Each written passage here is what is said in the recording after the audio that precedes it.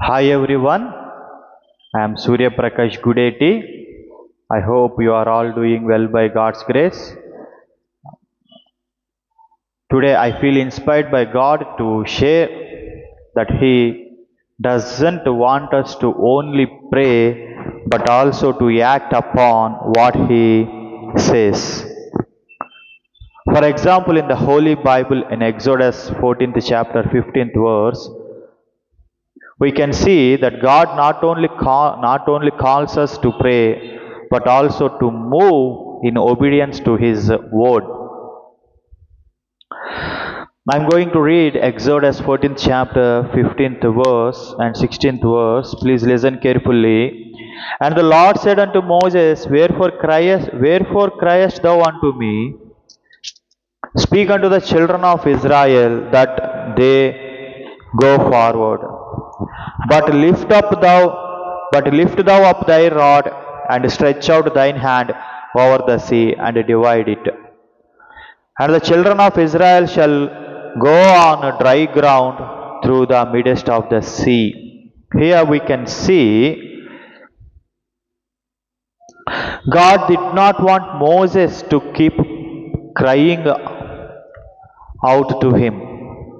Instead, he commanded Moses to lift up his staff and stretch out his hand over the Red Sea. Then the waters would be divided, and the Israelites would walk on dry ground through the midst of the sea. We must understand that God does not call us to pray only, He also calls us to act in faith. Walking in the provisions and paths He has already revealed to us. Does this mean that God does not want us to pray? No, not like that. The Word of God commands us to pray without ceasing, to pray effectively, to pray in faith, to stay spiritually awake, and to pray earnestly. In this particular situation, however, God did not want Moses to keep praying. Instead, He wanted Moses to act in obedience to the instruction already given. So, in the same way, God does not want us to pray only, He also wants us to act in faith on the instructions He already given us. In the book of James, second chapter,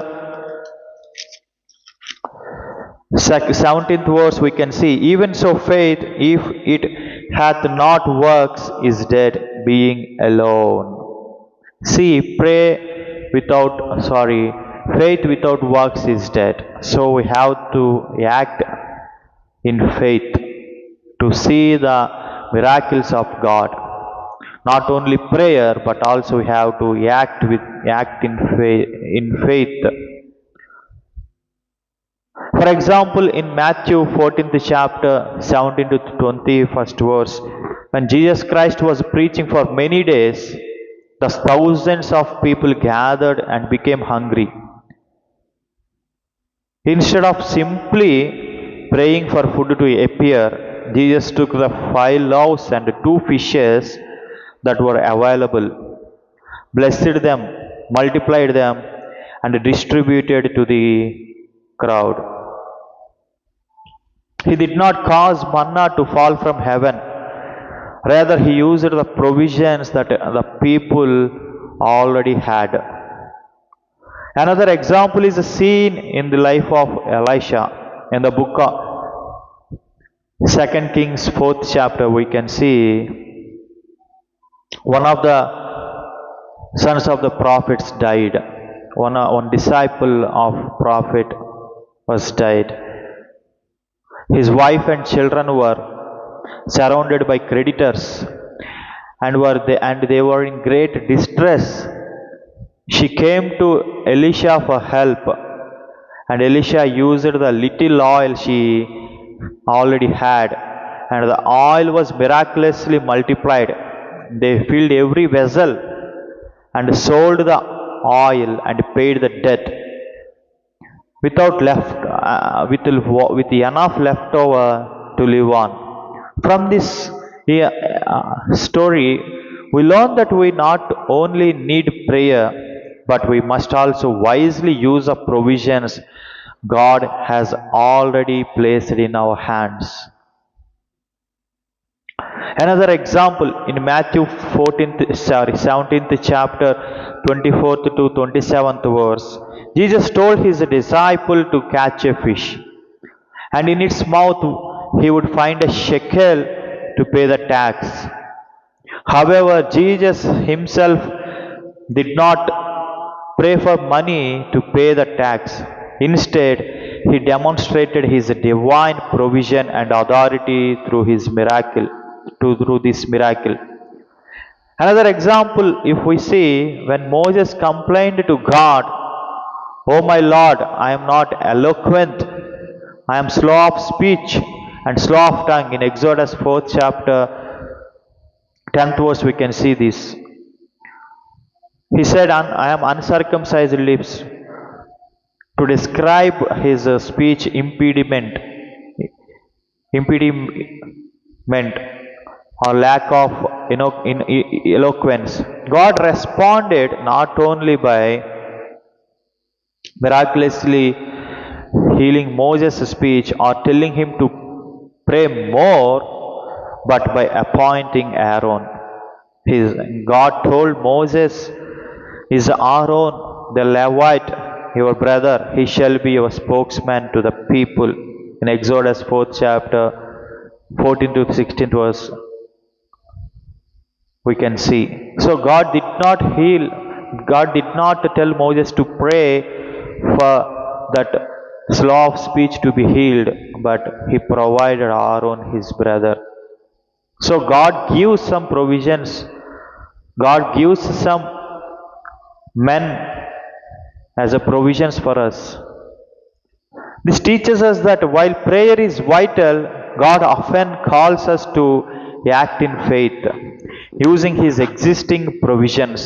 Here, a ready human partner, we can see, instead of waiting for a new miracle. And also we can see Red Sea staff, God given the rod. And also we can see the widow's soil, the provision. God equips us through what he has already given. So we have to honor God by using that, and honoring God, we have to, by using those provisions, we have to act in faith. We have to act upon faith what God instructs. Not only praying, not only pleading to God, not only crying out to God, but also we have to act upon the instructions what God has already given in using the provisions. So I hope you understand this message. So we have to use the staff which in our life what God gave to our lives. We have to use the oil what God has given in our life. We have to use the people in our lives what God has given to our life. We have to use the shekem. We have to use the fish what God has given. We have to go and catch the fish to pay the tax. We have to act according to the instructions, but not only pray. We have to take out the 5 loaves, 2 fishes, what God has given to us. We have to use those provisions. We have to live for the glory of the Lord. Not by using these provisions, but not only keep on praying, but we have to act according to the instructions given by God by using these provisions what God has already given us. How to use that staff. I hope you understand this message. Thank you for watching. If God's willing, we will meet in the next video. Please pray for these videos to continue, and please support us, and please uh, pray for me in your personal prayer if God willing. And also, if God inspires you, please text us, please call us. You can meet me personally. Thank you for watching.